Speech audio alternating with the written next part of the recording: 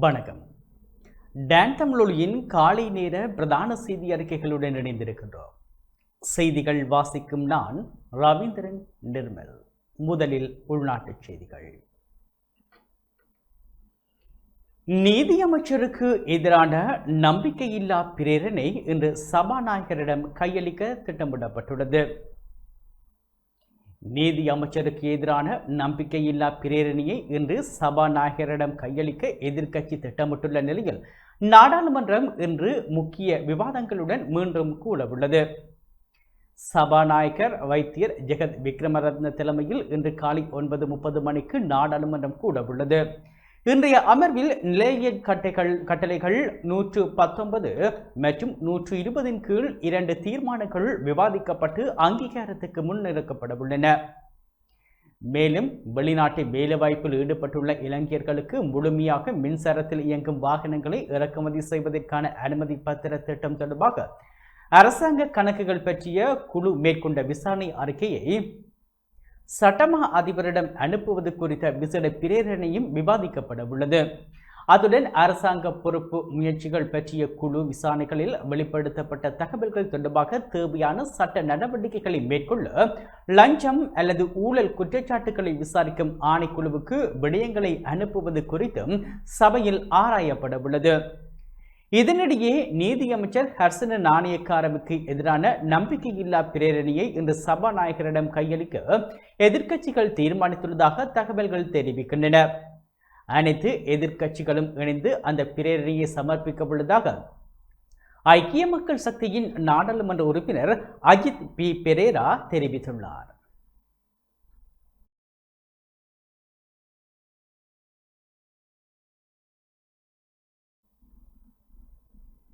பெருமளவு நிதி முறைகேடுகளில் தொடர்புடையதாக கண்டறியப்பட்டுள்ள 8 முன்னணி அரசு நிறுவனங்களின் இரகசிய ஆவணங்களை மேலதிக குற்றவியல் விசாரணைகளுக்காக லஞ்ச ஊழல் ஒழிப்பு ஆணைக்குழுவிடம் ஒப்படைப்பதற்கான விசேட விவாதம் இன்று நடைபெறவுள்ளது. கோப் குழுவின் உத்தியோகபூர்வ ஊழல் மற்றும் மோசடி புலனாய்வு விசாரணைகளின் போது திட்டமிட்ட முறையில் பில்லியன் கணக்கான மக்கள் நிதியை கையாடல் செய்ததற்காக கண்டறியப்பட்டுள்ள 8 முன்னணி அரசு திணைக்களங்கள் மற்றும் நிறுவனங்கள் குறித்த அத்தனை இரகசிய ஆவணங்களையும் மேலதிக குற்றவியல் விசாரணைகளுக்காக லஞ்ச ஊழல் ஒழிப்பு ஆணைக்குழுவிடம் உத்தியோகபூர்வமாக ஒப்படைப்பதற்கான விசேட நாடாளுமன்ற ஒப்புதலை பெற்றுக் கொள்வதற்கான விவாதம் இன்றைய தினம் நாடாளுமன்றத்தில் நடைபெறவுள்ளது. சபாநாயகர் ஜெகத் விக்ரமரத்னவின் தலைமையின் கீழ் இன்று காலை 9:30 மணிக்கு கூடவுள்ள 10வது நாடாளுமன்றத்தின் விசேட அமர்வின் போது முற்பகல் 11:30 மணி முதல் பிற்பகல் 2:30 மணி வரையான 3 மணித்தியாலங்கள் நிலக்கரி மற்றும் அரசு நிறுவன ஊழல்கள் குறித்த விவாதம் நடத்தப்பட உள்ளதாக அறிவிக்கப்பட்டுள்ளது. கோப் குழுவின் தலைவரும் நாடாளுமன்ற உறுப்பினருமான நிஷாந்த் சமரவீர இது குறித்து விவரிக்கையில், முதற்கட்ட பொறிமுறையின் கீழ் மாபெரும் நிதி முறைகேடுகளில் சிக்கியுள்ள 8 பிரதான அரசு நிறுவனங்களின் அசைக்க முடியாத சான்றுகளும் குற்றப்பத்திரிகைகளும் இன்று நாடாளுமன்றத்தில் சமர்ப்பிக்கப்பட்டு பொதுமக்களுக்கு பகிரங்கப்படுத்தப்பட உள்ளதாக தெரிவித்துள்ளார். மின்சாரத்தினால் இயங்கும் சொகுசு வாகனங்களை இறக்குமதி செய்வதற்காக கடந்த நல்லாட்சி மற்றும் முந்தைய அரசாங்கங்களினால் வழங்கப்பட்ட விசேட வாகன இறக்குமதி அனுமதி பத்திர பொறிமுறையின் போது விஐபி புள்ளிகள் மற்றும் சட்டவிரோத வர்த்தகர்களினால் பில்லியன் கணக்கில் வரி ஏய்ப்புகள் செய்யப்பட்டு அமலாக்கப்பட்ட வாகன இறக்குமதி மாஃபியா குறித்த அரச கணக்குகள் குழுவின் அறிக்கையினை அடுத்த கட்ட கைது நடவடிக்கைகளுக்காக சட்டமா அதிபர் திணைக்களத்திடம் ஒப்படைப்பது தொடர்பான மற்றொரு விசேட நாடாளுமன்ற விவாதமும் இன்றைய தினம் நடத்தப்பட உள்ளது.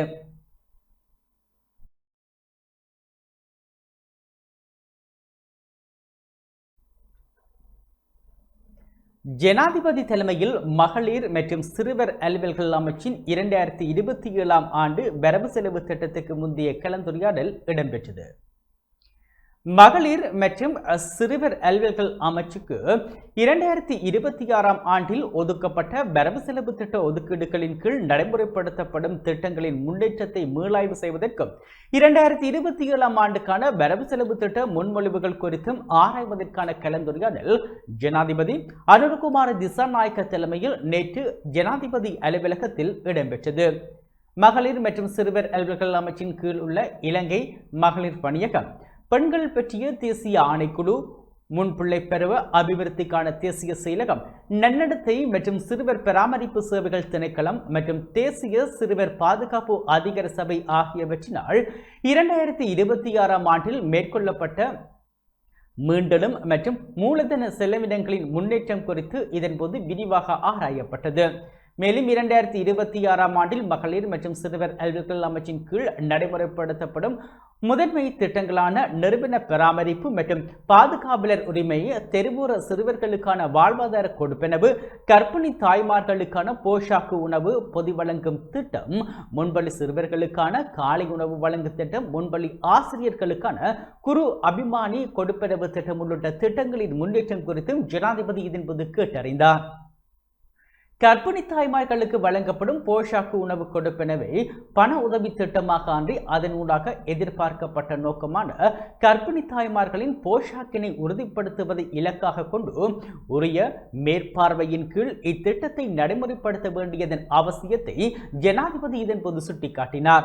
மேலும் டிட்வா சூறாவளியினால் பெற்றோரை இழந்த பிள்ளைகளை பராமரிப்பதற்காக மாதாந்த கொடுப்பனவை வழங்கும் வேலை திட்டத்தின் முன்னேற்றம் இதன் போது மீளாய்வுக்குட்படுத்தப்பட்டதுடன் அந்த கொடுப்பனவை உரிய சிறுவர்களுக்கு விரைவாக வழங்குவதன் அவசியத்தையும் ஜனாதிபதி இங்கு வலியுறுத்தினார். சமூகத்தில் பாதுகாப்பற்ற நிலையிலுள்ள சிறுவர்களை அடையாளம் காண்பதற்கும் அவர்களை அந்நிலையிலிருந்து மீட்பதற்குமாக தேசிய சிறுவர் பாதுகாப்பு அதிகார சபையின் கீழ் நடைமுறைப்படுத்தப்படும் வேலை திட்டத்தின் முன்னேற்றம் குறித்தும் செயற்பாடுகள் குறித்தும் இதன்போது கலந்துரையாடப்பட்டது. இந்த நடவடிக்கைகளின் சரியான தரவு கட்டமைப்பு ஒன்றின் அவசியத்தை வலியுறுத்திய ஜனாதிபதி 2027ஆம் ஆண்டின் வரவு செலவு திட்ட நிதி ஒதுக்கீடுகளை அத்தரவு கட்டமைப்பின் அடிப்படையில் மேற்கொள்வதற்கு எதிர்பார்ப்பதாகவும் தெரிவித்தார். மகளிர் மற்றும் சிறுவர் அலுவல்கள் அமைச்சர் சரோஜா சாவித்திரி போல்ராஜ், தொழில் அமைச்சர் அனில் ஜேந்த பெர்னாண்டோ, பிரதி அமைச்சர் வைத்தியர் நாமல் சுதர்சன, ஜனாதிபதியின் செயலாளர் கலாநிதி நந்திக சனத்குமார் நாயக், ஜனாதிபதி பணிக்குழாம் பிரதானி பிரபாத் சந்திர கீர்த்தி, நிதி திட்டமிடல் மற்றும் பொருளாதார அபிவிருத்தி அமைச்சின் செயலாளர் கலாநிதி ஹர்சன சூரிய பெருமா, ஜனாதிபதியின் சிரேஷ்ட மேலதிக செயலாளர்களான ரசல் அபேன்சு, கபில ஜெனக பண்டார, ரஷான் கமகே, மகளிர் மற்றும் சிறுவர் அலுவல்கள் அமைச்சின் செயலாளர் WMDD விக்ரமசிங்க ஆகியோருடன் நிதியமைச்சு மற்றும் மகளிர் மற்றும் சிறுவர் அலுவல்கள் அமைச்சின் அதிகாரிகள் இந்நிகழ்வில் கலந்து கொண்டனர்.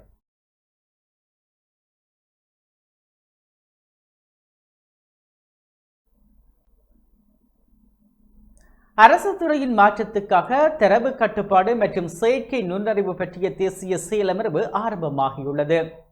அரசு துறையின் டிஜிட்டல் மாற்றத்தை விரைவுபடுத்தும் நோக்கில் ஏற்பாடு செய்யப்பட்ட அரசு துறையின் மாற்றத்துக்காக தரவு கட்டுப்பாடு மற்றும் செயற்கை நுண்ணறிவு பற்றிய தேசிய செயலமர்வு நேற்று கொழும்பில் ஆரம்பமாகியது.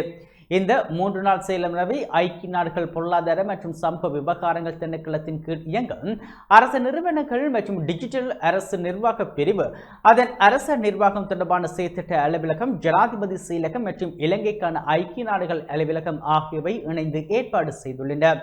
இந்த செயலமர்வின் பிரதான நோக்கம் தரவு கட்டுப்பாடு, டிஜிட்டல் அரச நிர்வாகம் மற்றும் செயற்கை நுண்ணறிவை பொறுப்புடனும் பயனுள்ள முறையிலும் பயன்படுத்துவது தொடர்பில் அரசு துறையின் சிரேஷ்ட அதிகாரிகளின் அறிவையும் ஆற்றலையும் மேம்படுத்துவதாகும். அதற்காக சர்வதேச ரீதியில் நிலவும் மிக சிறந்த நடைமுறைகள், தரவு முகாமைத்துவம், ஒன்றுடன் ஒன்று இணைந்து செயல்படக்கூடிய அரசாங்க அமைப்புகள், நெறிமுறை சார்ந்த செயற்கை நுண்ணறிவு பயன்பாடு மற்றும் டிஜிட்டல் மாற்றத்துக்கு தேவையான கொள்கை சார்ந்த மற்றும் நிறுவன ரீதியிலான தயார் நிலை குறித்து பரந்த அளவில் கவனம் செலுத்தப்படுகின்றது. 3 நாள் நிகழ்வில் தரவு கட்டுப்பாட்டின் கோட்பாடுகள், தேசிய தரவு கட்டுப்பாட்டு சட்டகத்தை உருவாக்குதல், டிஜிட்டல் அரசு சேவைகள், அரசு அதிகாரிகளுக்கான செயற்கை நுண்ணறிவின் அடிப்படை அம்சங்கள், பொறுப்புணர்வுடன் செயற்கை நுண்ணறிவை பயன்படுத்துதல், உற்பத்தி திறன் சார்ந்த மற்றும் முகவர் சார்ந்த செயற்கை நுண்ணறிவு தொழில்நுட்பத்தை பயன்படுத்துதல் மற்றும் அதற்காக நிறுவன ரீதியிலான செயல் திட்டங்களை தயாரித்தல் ஆகியவை குறித்து தெளிவுபடுத்தும் இந்த செயலமர்வில் அரச நிறுவனங்களை பிரதித்துவப்படுத்தி சிரேஷ்ட அதிகாரிகள், கொள்கை வகுப்பாளர்கள், உள்நாட்டு மற்றும் வெளிநாட்டு தொழில்நுட்ப நிபுணர்கள் மற்றும் சர்வதேச வளவாளர்கள் பங்கேற்கின்றனர். மேலும் இலங்கையின் அரசு துறையின் டிஜிட்டல் மாற்றத்தை விரைவுபடுத்துவதற்கும் நிறுவனங்களுக்கு இடையிலான ஒத்துழைப்பை வலுப்படுத்துவதற்கும் சான்றுகளின் அடிப்படையில் தீர்மானங்களை எடுப்பதை ஊக்குவிப்பதற்கும் இந்த செயலமர்வு முக்கிய பங்களிப்பை வழங்கும் என எதிர்பார்க்கப்படுகின்றது. இதன் ஆரம்ப நிகழ்வில் டிஜிட்டல் பொருளாதாரம் தொடர்பான ஜனாதிபதியின் சிரேஷ்ட ஆலோசகர் கலாநிதி ஹான்ஸ் விஜயசூரிய, ஜனாதிபதியின் சிரேஷ்ட மேலதிக செயலாளர் ரோஷான் கமகே, இலங்கைக்கான ஐக்கிய நாடுகள் சபையின் வதிவிட ஒருங்கிணைப்பாளராக செயற்படும் உலக சுகாதார அமைப்பின் பிரதிநிதி வைத்தியர் ராஜேஷ் பந்தவ் உட்பட அதிதிகள் பலர் கலந்து கொண்டனர்.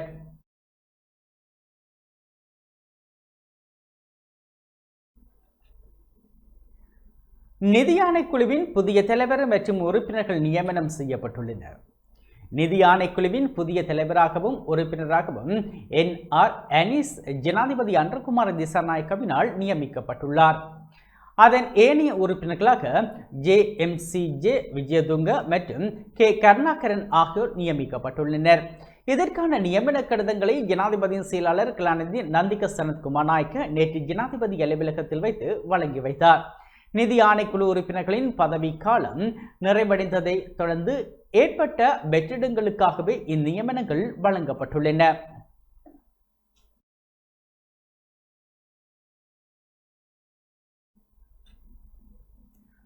வவுனியா மேலதிக மாவட்ட செயலாளராக தேவரதன் கடமையேற்றுள்ளார். வவுனியா மாவட்ட செயலகத்தின் காணி பிரிவுக்கான மேலதிக மாவட்ட செயலாளராக பாவண்ணா தேவரதன் நேற்று உத்தியோகபூர்வமாக கடமைகளை பொறுப்பேற்றுக் கொண்டார். வவுனியா மாவட்ட செயலகத்தின் காணி பிரிவுக்கான மேலதிக மாவட்ட செயலாளராக கடமையாற்றிய நானா கமலதாசன் மேலதிக மாவட்ட செயலாளராக பொறுப்பேற்ற பின்னர் காணிக்கிளையின் மேலதிக மாவட்ட செயலாளர் பதவி வெற்றிடமாக இருந்தது. குறித்த பதவிக்கு கிளிநொச்சி மாவட்ட கமநல அபிவிருத்தி திணைக்கள உதவி ஆணையாளராக கடமையாற்றிய பாவண்ண தேவரதன் நியமிக்கப்பட்டு கடமைகளை பொறுப்பேற்றுக் கொண்டுள்ளார்.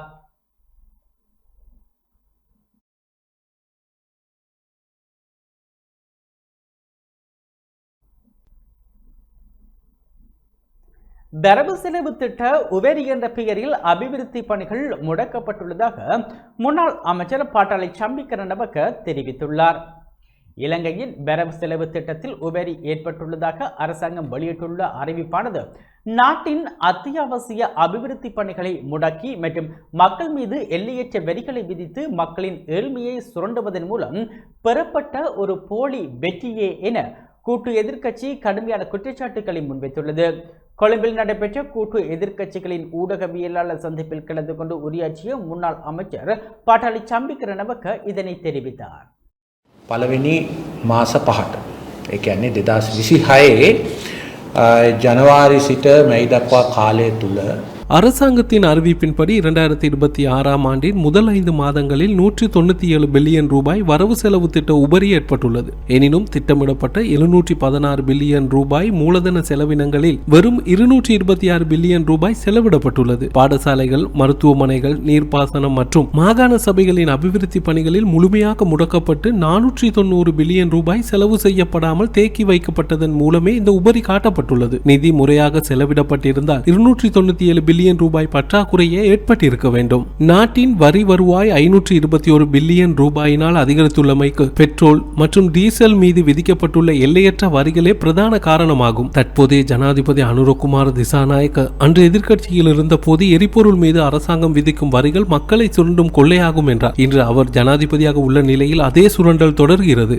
சிங்கப்பூர் சந்தை நிலவரப்படி பெட்ரோல் லீட்டர் ஒன்றின் விலை 225 ரூபாயாக இருக்கும் நிலையில் அது நுகர்வோருக்கு 414 ரூபாய்க்கு விற்கப்படுகிறது. ஒவ்வொரு லிட்டர் எரிபொருளிலிருந்தும் பெறப்படும் மேலதிக லாபத்தின் கணக்குகளை மற்றும் விலை நிர்ணய முறைகளை நாட்டு மக்களுக்கு வெளிப்படையாக அறிவிக்க வேண்டும். அரசு அதிகாரிகள், அமைச்சின் செயலாளர்கள் மற்றும் கிராம சேவகர்கள் மீது தொடுக்கப்படும் அச்சுறுத்தல்கள் மற்றும் பழிவாங்கல்கள் காரணமாக ஒட்டுமொத்த அரசு துறையும் கடமையாற்ற பயந்து முடங்கியுள்ளது. மக்கள் ஆணை இல்லாத அரசியல் தலைவர்களின் கட்டளைகளுக்கு இணங்க அரசு அதிகாரிகள் செயல்பட நிர்பந்திக்கப்படுகிறார்கள். JVP அமைப்பைச் சேர்ந்த அரசியல் காடர்கள் அரசு நிறுவனங்களுக்குள் புகுத்தப்பட்டு மூத்த அதிகாரிகளின் நிர்வாகத்தில் தலையிடுகின்றனர். இதனால் குப்பை சேகரிப்பு போன்ற அடிப்படை பணிகள் கூட முடங்கி நாட்டில் டெங்கு அபாயம் அதிகரித்துள்ளது. பெட்ரோல், டீசல் மீதான மேலதிக வரிகளை உடனடியாக நீக்கி மின்சார கட்டணத்தை குறைக்க வேண்டும். அத்தியாவசிய உணவுப் பொருட்கள் மீது விதிக்கப்பட்டுள்ள வெட் வரி மற்றும் ஏனைய வரிகளை நீக்கி மக்களுக்கு நிவாரணம் வழங்க வேண்டும். எரிபொருள் மற்றும் நிலக்கரி கொள்முதல் முறைகளில் நிலவும் ரகசிய தன்மையை விடுத்து பிரீமியம் மற்றும் கொள்முதல் செலவுகளை வெளிப்படையாக பிரகடனப்படுத்த வேண்டும். இந்த விவகாரங்கள் குறித்து ஜனாதிபதி மற்றும் நிதியமைச்சர் என்ற ரீதியில் அனுருகுமார திசாநாயக்க நாட்டு மக்களுக்கு பதில் கூற வேண்டும். இது தொடர்பாக ஒரு திறந்த விவாதத்திற்கு அரசாங்கம் வர வேண்டும் என்பதை தெரிவிக்க விரும்புகிறோம்.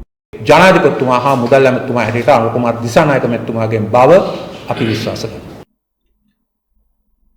இந்தியாவில் 4 வயது முதல் 60 வயது வரையிலான பிரஜைகளுக்கு செலுத்தக்கூடிய முதலாவது டெங்கு தடுப்பூசிக்கு அனுமதி வழங்கப்பட்டுள்ளது.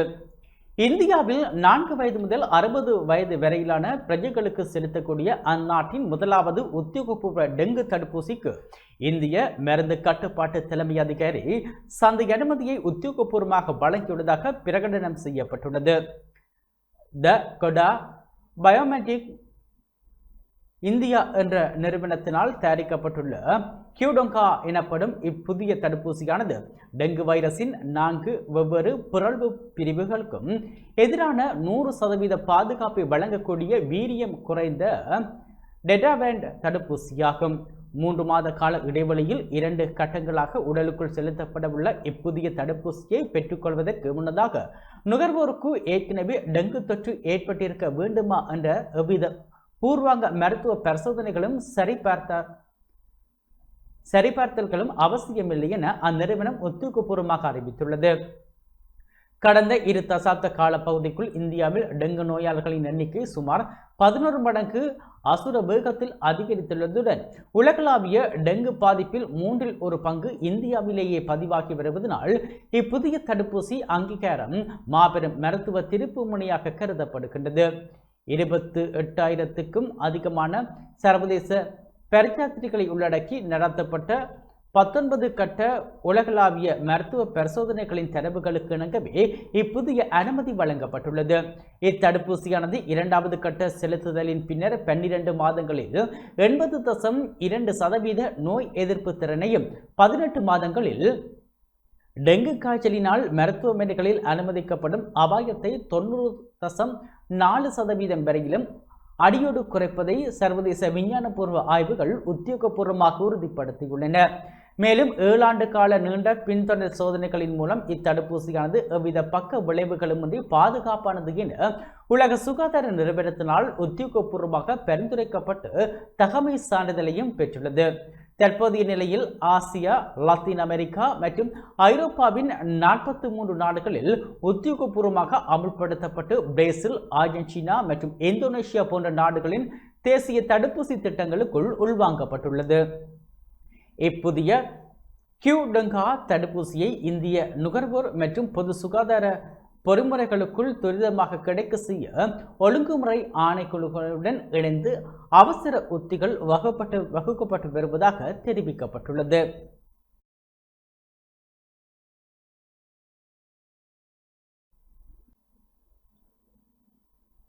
இலங்கை சட்டக்கல்லூரி டிஜிட்டல் மறுமலர்ச்சி மற்றும் பாடத்திட்ட சீர்திருத்தத்தின் புதிய கட்டத்தை நேற்று ஆரம்பித்துள்ளது.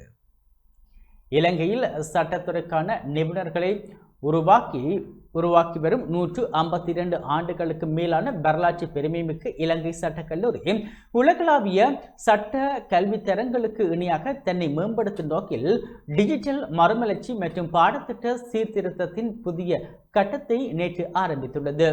கொழும்பில் அமைந்துள்ள இலங்கை சட்டக்கல்லூரியின் பிரதான மண்டபத்தில் நடைபெற்ற இந்த நிகழ்வில் கூட்டிணைக்கப்பட்ட சட்டக்கல்வி பேரவையின் வழிகாட்டுதலின் கீழ் டிஜிட்டல் மயமாக்கல் திட்டத்தின் ஒரு பகுதியாக கற்றல் முகாமைத்துவ அமைப்பு, மாணவர் முகாமைத்துவ அமைப்பு ஆகியவற்றின் ஆரம்பமும் புதிய திருத்தப்பட்ட பாடத்திட்டமும் அறிமுகப்படுத்தப்பட்டன. இந்நிகழ்வில் இலங்கையின் பிரதம நீதியரசர் பி பத்மன் சூரசேன முதன்மை விருந்தினராக கலந்து கொண்டு திட்டங்களை உத்தியோகபூர்வமாக ஆரம்பித்து வைத்தார். ஐரோப்பிய ஒன்றியத்தின் நிதி அரசனையுடன் நீதி அமைச்சு, ஐக்கிய நாடுகளின் வளர்ச்சி திட்டம் மற்றும் ஐக்கிய நாடுகளின் சிறுவர் நிதியம் ஆகியவற்றின் ஒருங்கிணைப்பில் நடைமுறைப்படுத்தப்படும் நீதிக்கான ஆதரவு திட்டம் ஊடாக இந்த டிஜிட்டல் மாற்றம் முன்னெடுக்கப்பட்டுள்ளது. நிகழ்வில் பாரம்பரிய மங்கள விளக்கேற்றம், தேசிய கீதம், வரவேற்புரை, டிஜிட்டல் மயமாக்கலின் பயணத்தை விளக்கும் காணொளி, கலை நிகழ்ச்சிகள் மற்றும் டிஜிட்டல் மாற்றம், பாடத்திட்ட சீர்திருத்தம் தொடர்பான விரிவான விளக்க காட்சிகளும் இடம்பெற்றன. சட்டக்கல்லூரி முதல்வர் ஜனாதிபதி சட்டத்தனி பிரசந்த லால் டி அல்வேஸ் டிஜிட்டல் மயமாக்கல் மற்றும் புதிய பாடத்திட்டத்தின் முக்கியத்துவத்தை விளக்கினார். தொடர்ந்து உரையாற்றிய பிரதம நீதியரசர், நவீன சட்டக்கல்வியை தொழில்நுட்பத்துடன் ஒருங்கிணைப்பது காலத்தின் தேவை என்றும் இந்த டிஜிட்டல் மாற்றம் எதிர்கால சட்டத்துறையினரை உலக தரத்துக்கு ஏற்ப உருவாக்குவதில் முக்கிய பங்காற்றும் என்றும் தெரிவித்தார். நிகழ்வின் இறுதியில் பங்களிப்பாளர்களுக்கு பாராட்டு வழங்கப்பட்டதுடன் சட்டக்கல்லூரியின் கலை நிகழ்ச்சிகளும் இடம்பெற்றன. உப முதல்வர் ஆர் ஷெஹான் சி பெரேராவின் நன்றியுடன் நிகழ்வு நிறைவடைந்தது. இதுவரை 48,000க்கும் மேற்பட்ட சட்டத்திட்டங்களை உருவாக்கியுள்ள இலங்கை சட்டக்கல்லூரி இந்த டிஜிட்டல் மறுமலர்ச்சி மற்றும் பாடத்திட்ட சீர்திருத்தத்தின் மூலம் நவீன சட்டக்கல்வியில் புதிய அத்தியாயத்தை தொடங்கியுள்ளது.